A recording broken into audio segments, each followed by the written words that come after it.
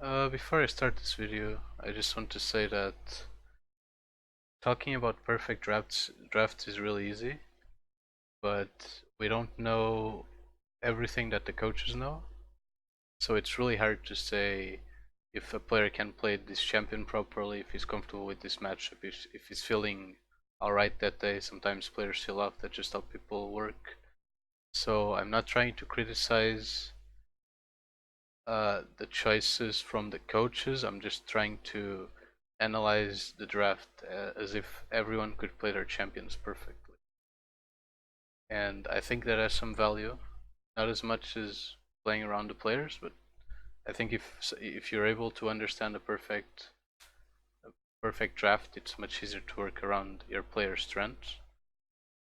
So just a heads up before I actually start going through the draft. So let's see. T1 is gonna ban Diana. I'm not sure why they banned Diana. Diana is not a great champion right now. I think she's very weak. She needs time to scale. The one thing she has going for her is that she gets her old ult on her E, which makes it much easier to gap close into people. Early game, it makes some matchups easier. Overall, I don't think it changes a lot of stuff. You can play more freely up the wave and then just E backwards if you get ganked. But even then, that's very niche. Um, the other thing about Diane is that she's an okay jungler if you ban out the stuff that can match her. My issue with Diana jungle though is that she's she gets outpaced by a lot of stuff. I believe she goes even against Gragas. She gets outpaced by Arn. She gets outpaced by Karthus jungle, and she can't really punish either of those champions because she doesn't have the damage. She can't early gank because she doesn't have the CC. If your laners have the enough CC to supplement the gank, usually the enemy laner will play a bit, at least in competitive, they'll play around that. So you're asking for a lot if you're Diana jungle to make ganks actually work. As a mid laner, she's okay. As I said, she needs time to scale. She doesn't do a lot early on. I think there are better champions that do what she does, but even better, which is just dive in and do a lot of damage while being somewhat bulky. I think Rumble, to some extent, it's not exactly the same. I believe Rumble is actually better than her. Even if he has somewhat of an inferior scaling, his spikes are much better. His early game power is much better. He can win a lot of lanes, or go even. Uh, so yeah, I don't think there's a reason to ban Diana. It doesn't make a lot of sense for me. Akali is still a busted champion right now, so I think this makes a lot of sense. Pantheon, I wouldn't generally ban Pantheon unless I'm going to draft for scaling, which it's hard to tell from T1's bans. Like Diana doesn't scale that well. She's not a presser, so I don't think banning Pantheon makes a lot of sense. Maybe they know something that we don't, which is fair. Personally, I don't think there's a lot of bans right now that are worth banning as first rotation. So maybe playing around players is a better strategy than going for specific strong picks. So, they ban Rek'Sai on Hanwha side. Rek'Sai is honestly not a great jungler. He's okay, he can play a lot of pressure. If you get rolling, if you get two, 3 kills, you can kind of take over the game by just constantly diving because you do a lot of damage by yourself. That most of the times, and especially, and no one talks about this, at least from what I know, especially with the current meta, the lane states are really even in general. There's not a lot of matchups where you can set up you can set up for ganks easily. A lot of the matchups you're either playing ping pong or you're just shoving 2 waves or 3 waves and then crashing it, and then it happens for the other side. And if players are playing properly, you're at best gonna get 1 or 2 ganks off on them, and That's usually not a meta where I personally think Rek'Sai strives on. I think that there's better champions. There's a lot of time to farm on the jungle right now because matchups are so even. Uh, then SKT goes for a Rumble ban. I talked about it before. It's pretty good right now. He has a really good laning phase against a lot of champions. He's a flex pick. Can be played top and mid. And we saw even Afrika played support, which I think it's okay. It's kind of a pseudo Zyra. Uh, not gonna talk too much about it because I'm not too familiar, but I think he's okay as a support. Honestly, not that great, but not terrible either. Uh, so they ban Rumble. Think that's fine. It's not. There's no good reason to ban him, but there's not a lot of bad reasons to. There's not a lot of stuff I can find to not ban him either, especially if you want to play around mid game and be careful with those kind of spikes. Okay, let's see. And Handle Life bans LeBlanc. I believe they banned LeBlanc on the first game too. They're probably just afraid of Faker's LeBlanc. Obviously, it's very well known. And he seems to be very comfortable on the champion. He kind of relies back on her when he's not having the greatest of times, so I think it's fine. Especially because they're against Faker. Not as a general ban. As a general ban, I don't think there's a lot of reason to ban her, especially not on the first three bans. So T1 goes for a first pick set, which I don't think makes any sense. Set can be matched very easily. He loses to Kled, he loses to Fiora. He goes even against a lot of champions. And the problem with Set is that it's really hard to play Set if the enemy team drafts around him. So Elise is actually fine against Set. She can just cocoon him. She uh, she can just stop him from going forward. It's really hard to play against her. Gragas is really good. Jarvan is really good. More so because you can stop the Set from going forward, and you either force him to ult onto you, or you force him to flash. Uh, Lee Sin is okay because you can ult him out of stuff. That's just junglers. Then you have stuff like Zoe. It's really hard for Set to get on Zoe. Syndra makes it really hard for Set to get on her. Uh, Oriana to some extent, not quite the same as the other two, but Oriana to some extent, I believe. There's a lot of mid laners that make it hard for Set to play the game. And then another thing is that GLP is very common right now as a mid laner item, the first item. And Set doesn't like to face GLP because it completely prevents him from just walking forward onto someone. So that's even more of a reason to not first pick him, I think. He has bad matchup stop. There's a lot of champions that can stop him from working. He's really easy to be drafted around, and it doesn't really give you that much of an advantage unless your players are are mechanically superior to the enemy team.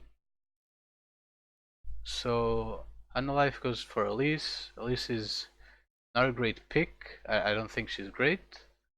She makes it so diving is a lot easier.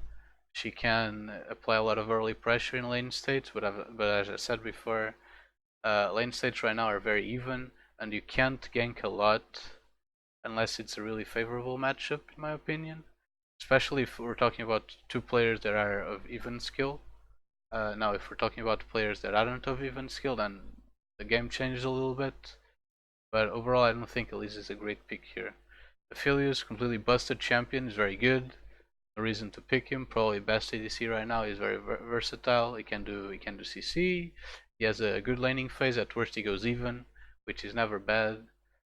He has a lot of range. He can melt turrets. He can melt objectives. He can melt champions. He has life steal. Just disgusting champion, honestly.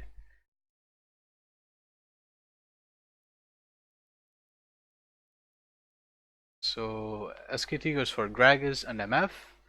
I really like the Gragas pick simply because he's probably the best jungler right now. and the enemy team has already picked Elise, so you know that you know the enemy jungler. The issue with early picking Gragas as of now is that the enemy team can just go and pick something like Kartus. They can pick Ornn. They can pick these champions that just scale really well into late game, and Gragas can't really do anything about them. So picking Gragas as the Elise comes off, it's very good in my opinion. Just a very good champion. He runs Predator as the main keystone. Predator is just busted on him. You just walk into a lane. It's really hard to not guarantee at least a flash. He has solid engage. He has solid disengage. He has good CC. Solid objective control. He has a really busted. His QR combo does a lot of damage, so it's actually not that hard to steal objectives with it. Pretty easy to guarantee objectives with it, and overall it's just a really good champion. MF is picked by T1. MF is being used as one of the 3 main ADCs. She's one of the 2 main ADCs in Korea for some reason. There's not a lot of Senna presence, but she's allowed. MF is allowed to go even against Aphelios. She actually outbursts Aphelios in short trades, so she can win the 1v1s that barely happen, but will happen sometimes. Her ultimate is very powerful. In general, her E slows by a lot, and she has a steroid on her W that gives her a lot of attack speed, so she can go PTA and go into a Ascent River and then Infinity Edge, which gives her absurd burst. It's really powerful. The other thing about MF is that since you know the enemy jungler, you're not too scared of a Jarvan coming from the other side, and she's really good. She can play really well against Liz, since she gets the movement speed on her W that makes it really easy to dodge skill shots. Playing against Jarvan makes stuff a lot harder, or against the Gragas, but since it's Elise, it's fine. So Life goes for Ryze. I personally think Ryze is a terrible pick here. Champion scales really well into late game, and he can match Set after a while, not early on. I don't think his lane against Set is favorable. I believe he actually loses. But once he gets a couple items, he can match the Set on split push. The problem is on team fights, by picking Ryze, you're allowing the Set to walk into you, because the range is kind of match. So Ryze as a champion, if you isolate him, is really good. He goes even against a lot of things on mid lane. I believe he actually loses against Syndra, and I think Orianna overall is a better pick mid game than him, but that's honestly not a big issue. But against this draft in particular, I don't think Ryze does a lot. So probably something like Orianna would be very good into T1's draft. You go to GLP, you have your ult, you have movement speed control with your W. You can stop the MF from a distance. Overall, I think Orianna would be very good. Syndra is obviously a terrific champion. She does really well into Gragas in laning phase. Afterwards, it depends if the Gragas has flash to engage on her. Makes it kind of hard. But if he doesn't, then she can play around it. And if she buys band, she should never be engaged on by the Gragas. She's really good into Set. She's really good into MF. What else could I pick? Yes, Zoe is okay. Not a big fan of her into Set, but she makes his life pretty hard. She's not a great champion into Set, but Set isn't a great champion into her either. I don't think. So any of those 3 picks would have been fine in my opinion. Cinderban, it's pretty normal. Ryze loses against her, at least early on. Also, Faker is an incredible Cinder player, so there's no reason not to ban her. SKT goes for a Lucian ban. Now, I don't think Lucian is a good ban here because Juve is. Juve doesn't want to play Lucian in this position. If you go Lucian, you're against Set, you win laning phase, really hard. But then you're against Gragas and MF.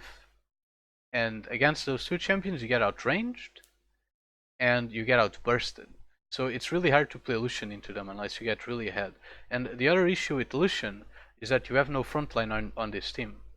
Now, if you had a Jarvan as a jungler, or if you had Gragas or Sejuani, whatever, anything that has frontline, I think it would be really good. Or if you had a Galio mid, something, you need frontline on your team to be able to pick Lucian top or any ADC top. I think, because otherwise it makes it so maneuvering team fights becomes really weird, and you either win by split push, which Lucian gets outskilled by Set, or you win by early snowballs, which is in this meta very unreliable, in my opinion. The other thing with Lucian in particular is that I personally, and I believe T1 also agrees with this, I think Kana is a better mechanical player than Cuve. Cuve is very good. He has a really good champion pool, but as a mechanical player, I don't think he's up there. And the Set versus Lucian matchup is Lucian favored, but if the Set can land a single E, it makes the lane for Lucian really hard. So I don't think there's a necessity to ban Lucian, but I can kind of understand why they did it.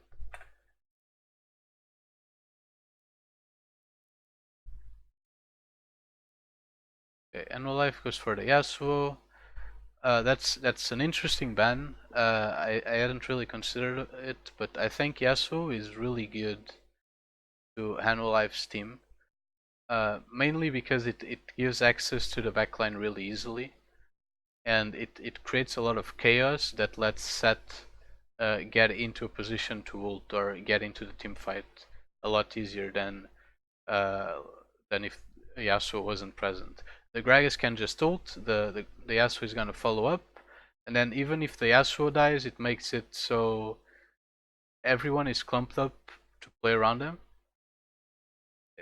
and it makes it really hard for Annual Life to play the game. So I think it's a really good ban. I'm not sure how Rise against Yasuo works on mid. I assume the Rise just goes even. He wins early on, and then they just ping pong waves over and over. There's some risk to picking Yasuo, but overall, if he can go even in the laning phase, I think it would be very beneficial for SKT if they did pick him. So overall, it's a pretty good ban, in my opinion, because it changes completely how we play the game.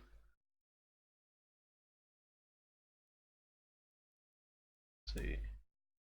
So they go for Renekton. I don't know. Renekton doesn't win against Set super hard. It's I think Set wins early. Set doesn't win till about. Yes, it doesn't really win early on, but it doesn't lose super hard. It goes maybe 10 CS down, which is honestly okay. And then Renekton is really bad into Gragas MF Set when we're talking about team fights. So I'm not sure why they banned Renekton. Honestly, if Annual Life picked Renekton, they'd be doing a favor to SKT, but it's okay. Yes, it doesn't matter. Now Annual Life goes for Vayne Top, which it's probably a counter to the Set. Now I talked about this before when I was talking about the Lucian ban, but it's really Vayne Top. It's really bad. And the reason I think she's really bad is not because she's bad into Set. I think she's actually very good into Set. She does true damage, so she doesn't need to worry too much about when Set gets Ninja Tabi. She can just rush attack speed boots, which makes her even out the movement speed between them. Now the issue is not the matchup. The issue is that you have a Ryze mid lane, and Ryze doesn't work as a front line. You have a Ryze mid lane, and you have Elise jungle, so you don't have frontline on your team. Now, when you don't have frontline against MF, Gragas, and even Set to some extent, it makes it really weird to play team fights because you need to always play front to back. The issue with playing front to back is that the other team can just not not follow you, and you don't have a reason for them to follow you. If they get to an objective first, and the reason I'm oversimplifying this, playing front to back usually means that the enemy team needs to chase you. So usually comps that play front to back are comps that have stuff like Orianna with GLP. They have superior scaling to the enemy team. They have they can throw a lot of stuff while running back. So Orianna is a good example. Varus is okay. Senna is really good. Gragas is really good. Elise is not great, but she can throw her E. Ryze is really bad at it because he needs to be in range for his E to work, and that's a really short range. So Hanwolife's team doesn't have the tools to play a front to back team fight right now, and without frontline they can't play back or well back to front. It's not really a term, I don't think, but they can't really play a regular style team fight where they just use their frontline and then they DPS with their carries, because it's really weird to play with their champions. So I think the Vayne pick is really bad. It doesn't fit the comp. It's actually hurting the comp. They should just go for Aatrox here.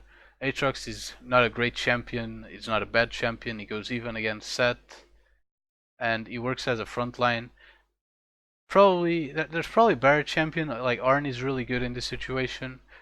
Aatrox has issues against Gragas, makes it really hard to walk into the team. He's not. It's okay against Set. It's not great. It's not bad. Just an even matchup, I believe. Maybe slightly favored for Aatrox. So I think Arn would be really good. You get frontline, you get scaling, which you're still in this at this point in the draft. If you ignore this pick, your this doesn't necessarily outscale this because there's still two picks. There's still support and mid, and depending on the mid pick, a lot of stuff can change. So I I would probably go Arn in this case. I think it's really good. Arn, I think he loses slightly to Set early on, and then it just ping pong waves. It's not really a bad matchup to my knowledge. The other thing is that Set can be flexed mid, so that's something you need to worry about, which makes the Vayne pick even worse, because the Set can just single-handedly avoid the matchup, and you can pick something else for top lane. Let's keep going. They go for Nautilus. Nautilus is fine. They already have disengage on their comp. Nautilus threatens Aphelios. It threatens Ryze really hard. It threatens Vayne really hard. And now that Hanwolife, what makes Nautilus even better is that Hanwolife doesn't have disengage, or they don't have a good form of disengage, and they can't play front to back. So if SKT sticks to them even once, and Nautilus ult, or Nautilus in general is very good at doing that. If SKT sticks to them even once, then it's really hard for Hanwolife to run from them without at least losing 2 or 3 members. So I think Nautilus is very good. Other choices would be something like Leona. Leona is very good here. Maybe not as good as Nautilus, simply because the Nautilus, he guarantees disruption by using his ultimate. Which the other thing about Nautilus is that his ultimate knocks off people while it's going to the target the one you targeted.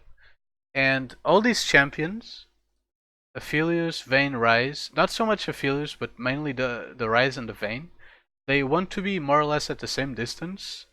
So the Nautilus makes a lot of work because they need to spread out, and it makes it even weirder for Hanwolife to play the game. So Nautilus is pretty good here.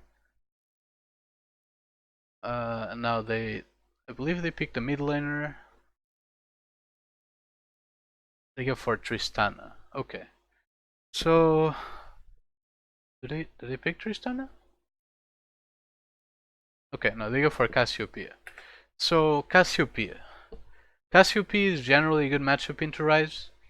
I'm pretty sure it goes slightly favored for Cassio early on, then it goes into an even state in lane, where you just ping pong waves over and over again.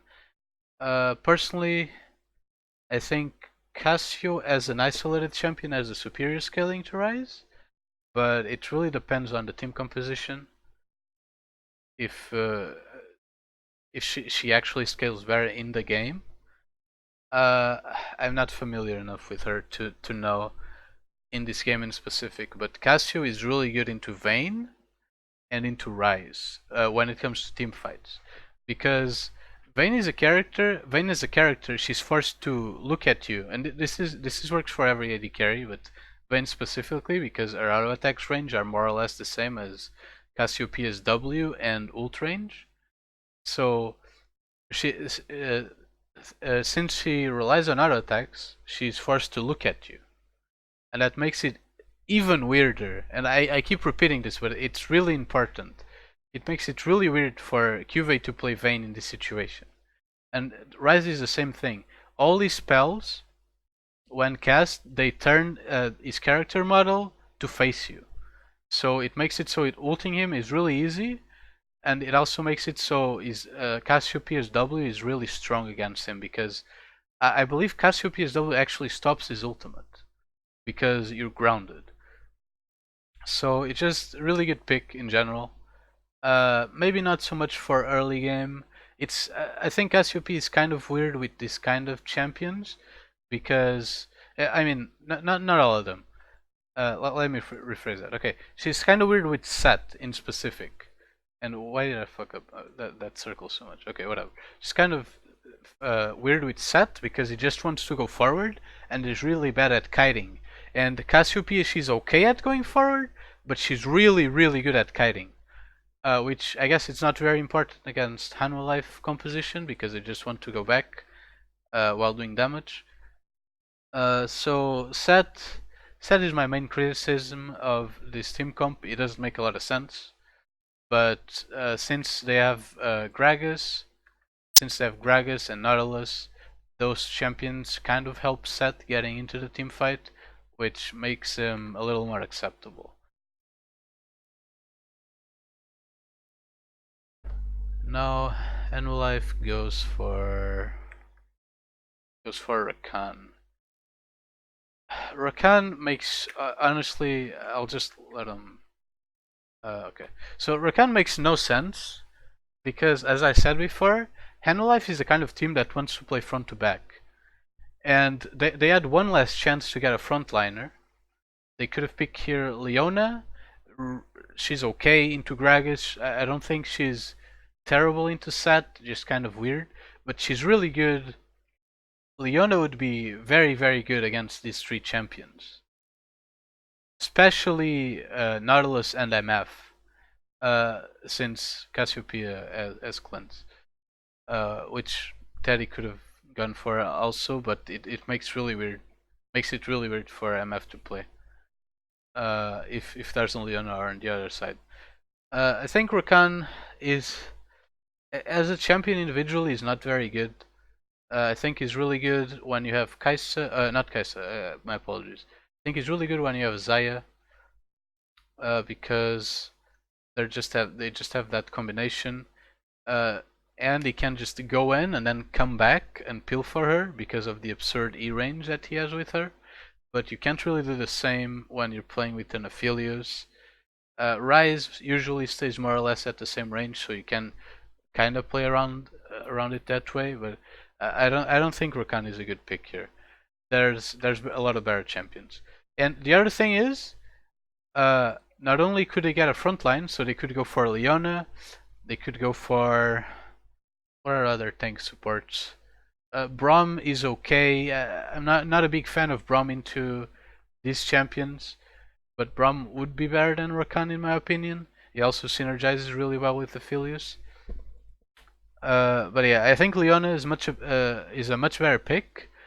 The other thing they could do is pick a champion like Zillion as a support. The thing with Zillion is that, contrary to literally every champion on this team except Aphelios, he offers something when playing front to back. He has the stun, he has the zoning tools from the stun, as I said. He has his ultimate, which makes it a lot harder to play to pick off someone as Gragas. So you can have someone work as a pseudo frontline because of Zillion ult.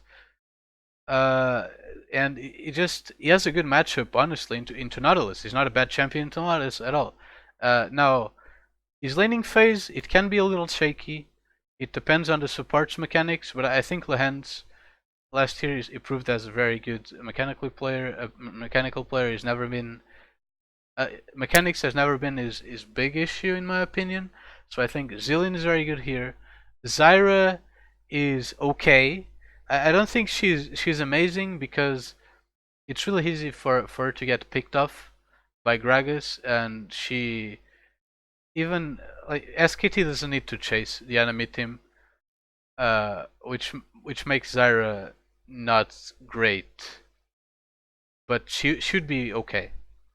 Uh, so yeah, I think just going back to everything, Set makes no sense. It is okay. It can only work in this team because of Gragas and Nautilus. Now Gragas and Nautilus are very good champions into Anolife's team in general, so really good picks. MF is just a solid champion. I think she's really good. It makes it hard for the Hanolife team to walk into SKT's comp. Cassiopeia has kind of the same job. She makes it really weird for Vayne and Ryze to play the game when they're trying to DPS characters. And I think that's it. The Rakan pick was very bad. Ryze pick is really weird. I wouldn't pick Ryze. I would go for Syndra. I would go for Orianna. The early Elise pick is honestly doesn't make a lot of sense. But I think they really want to get Aru on a comfort champion, which it's okay, not great. And then the Vayne pick is really bad.